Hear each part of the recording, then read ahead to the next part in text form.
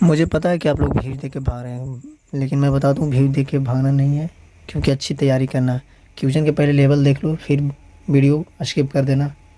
मुझे कोई दिक्कत नहीं। क्वेश्चन सीआई का है, चक्रवृद्धि ब्याज का है, लेकिन क्वेश्चन का लेवल बहुत ही अच्छा है। जो सीजल में पूछा गया प्रश्न है। तो सीजल में क्या है, एसएसजीडी में भी पूछ सकता है, क्योंकि जब सीजल में है तो एसएसजीडी क्यों नहीं पूछेगा। तो क्वेश्चन क्या है, मैं बता दूं दोस्तों कि क्वेश्चन है सीआई का है, जो आप पढ़ लिए होंगे।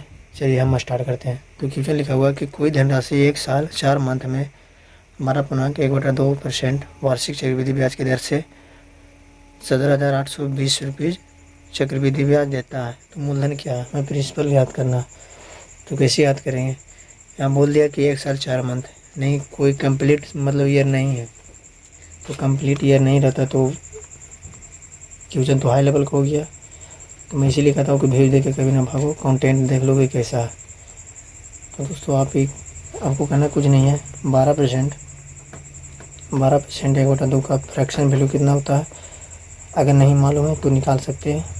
12 24 1 25, 25/2 परसेंट के लिए 1/100।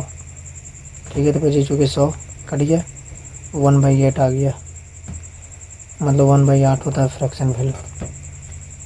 तो मैं बताता हूँ कि इसका एक शॉर्टकट ट्रिक मैं बताता हूँ दोस्तों। 1/8 इसका फ्रैक्शन वैल्यू है, ठीक है, 1/8 है ना। तो अगर आप इससे पहले आप अंतर वाला एक टैब बताए थे, ऐसा जो रहता है ना नीचे बटन फ्रैक्शन वैल्यू, तो इसका हम वर्ग कर देते हैं। तो वर्ग अगर प्रश्न में अगर 2 साल रहे तो वर्ग करेंगे, 3 साल रहेंगे तो क्यूब करेंगे, 4 साल रहेगा तो 4 टाइम करेंगे। तो ऐसा हम बता दिए, अगर नहीं देखें वीडियो तो देख सकते हैं। तो हाँ, क्या लिखा हुआ है कि 1 साल 4 मंथ, इसका मतलब ये हुआ कि 1 साल कंप्लीट है और 4 मंथ कंप्लीट नहीं है। सिर्फ मतलब ये 12 कंप्लीट है, ये सिर्फ 4 मंथ है। तो ये कंप्लीट नहीं, इसका मतलब 2 साल का इसमें बात किया जा रहा है। तो 2 साल जिसे बात किए, तो नीचे हम इसको स्क्वायर कर देंगे।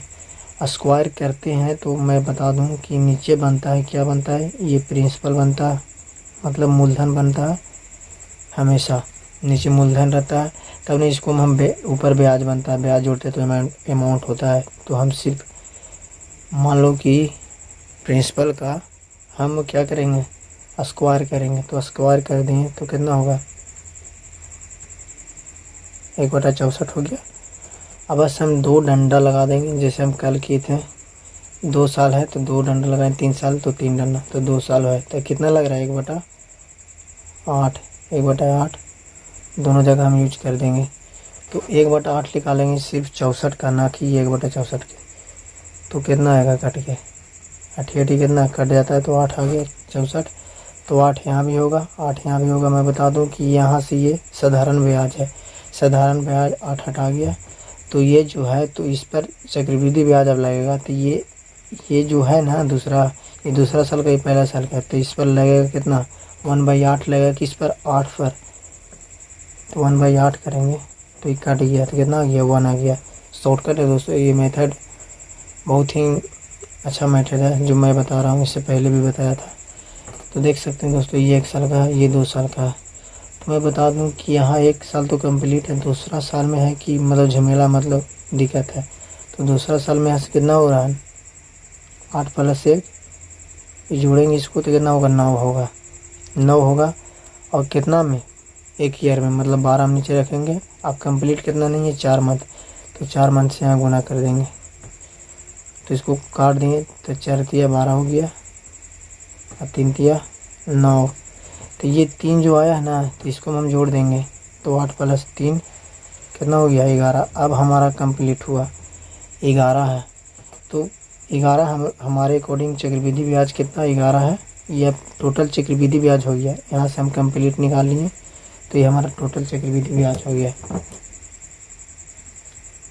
हम कुछ नहीं किए, सबसे पहले 2 साल का इसमें बात किया गया। पता चल रहा है कि 1 साल कंप्लीट, 1 साल कंप्लीट नहीं है। तो 2 साल के लिए हम इसको फ्रैक्शन वैल्यू लिए 1/8। इसका हम वर्ग कर देंगे, तो वर्ग किए तो 64। हमेशा नीचे प्रिंसिपल रहता है, ये प्रिंसिपल है, फ़िलहाल के लिए प्रिंसिपल, कंप्लीट प्रिंसिपल नहीं है, अभी मान लो कि प्रिंसिपल है, इतना माना जाता है। और प्रिंसिपल पर 1/8 लगाएं तो 88 64 कट गया, तो 8 साधारण ब्याज, ये साधारण ब्याज रहता है इतना, ये साधारण ब्याज आ गया। और अब दूसरा साल में ये ब्याज पर ब्याज लगेगा, तो 8 पर इसको लगाएं तो 1/8 किए तो 8 कट के 1 आ गया, ठीक है। तो ये पहला साल कंप्लीट, दूसरा साल कंप्लीट नहीं था, तो 8 1 9 हुआ, तो 9/12 कर दिए। कितना के बाद करा, 4 मंथ गुना किए तो कट गया, तो 3 आ गया, तो 3 हम इसको हम जोड़ देंगे तो कंप्लीट हमारे 11 हो गया। तो कंप्लीट 11 हो गया। हमारे अकॉर्डिंग बुक में कह रहा है, हमारे अकॉर्डिंग आ रहा है, अब बुक में कह रहा है कि 17,820 है, तो क्या इसको बराबर हम नहीं कर देंगे, कर देंगे उसके बराबर। तो एक काम करते हैं, इसको बराबर हम कर देते हैं। कितना लिखा हुआ है, 17,820 है, ठीक है। हमारे अकॉर्डिंग कितना है, 11। हमको निकालना क्या है, हमको यहाँ निकालना है, हमको निकालने के लिए मूलधन कह रहा है, मूलधन मतलब प्रिंसिपल। तो प्रिंसिपल की हम बताए ना कि नीचे प्रिंसिपल होता है, तो वर्ग जो किए ना बस यहाँ हमको गुना कर देना, गुना कर देंगे, आंसर आ जाएगा। ये फाइनल आंसर आने वाला है। तो हम इसको काटेंगे तो कितना मरतबे कटेगा, 1 टाइम में जाएगा 11, तो बचेगा क्या, 6 बचा यहाँ से, तो 11 6 66, फिर कितना बचेगा 66, मतलब 68 में से 66 घट गया, तो बच गया 2 बचा, तो यहाँ 22 बनाया, तो 11 दूनी 22 हो गया, ठीक है। ये कट गया कितना मरतबा, 16 20, इसको हम गुना कर देंगे, यही मेरा फाइनल आंसर है। तो मैं बोला ना कि भूल दे के मत भागो, इसको हम गुना कर देंगे तो लास्ट अंक 0 आएगा। इसको हम फटाफट गुना कर देते हैं, 4 एकम 4 4 2 8। तो दोस्तों ये गुना करके फाइनल आंसर आया 0 8 6 3, इतना आया 10 36 80, इतना इसका फाइनल आंसर आया। तो आप गुना करके चेक कर सकते हैं। तो 16 20 में 64 से गुना करेंगे तो कितना आ जाएगा, 10 36 80, यही इसका आंसर है।